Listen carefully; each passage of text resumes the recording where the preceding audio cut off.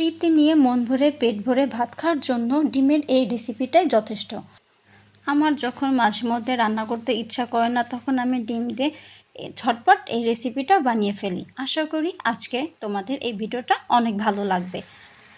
তোমাদের সাথে এমন হয় কি না জানি না, মাঝে মধ্যে কিছুই রান্না করতে মন চায় না, কিন্তু পেটে অনেক ক্ষুধা লাগে। তখন কি করার, আমি ঝটপট 5 মিনিটে এই রেসিপিটা বানিয়ে ফেলি, যেটা হচ্ছে ডিমের তেলারি। এক একজন এক এক নামে বলে।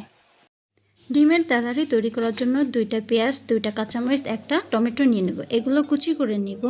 এবার আমরা ফ্রাই প্যানে তেল দিয়ে দেব।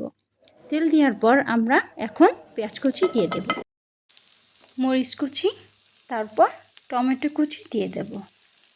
দেওয়ার পর যখন ভেজিটেবলগুলো সিদ্ধ হয়ে আসবে, এ পর্যায়ে আমরা কিছু মশলা অ্যাড করব। যখন যে এরকম সিদ্ধ হয়ে আসবে, এ পর্যায়ে আমরা সামান্য কিছু মশলা অ্যাড করব।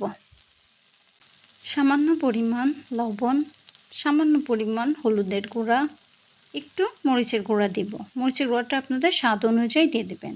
এরপর একটু ধনিয়া গুঁড়া দিব। মশলাগুলো আমরা ভালোভাবে কষিয়ে নেব।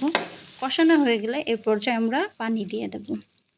পানি দেওয়ার পর এখানে একটু গরম মশলার গুঁড়ো দিব, যাতে করে ঘ্রাণটা অনেক সুন্দর আসে, খেতে অনেক স্বাদ হবে।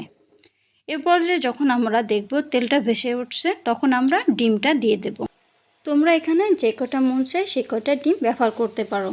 এখন আমরা ঢাকনা দিয়ে দেব, যাতে করে ডিমটা ভালোভাবে সিদ্ধ হয়ে যায়।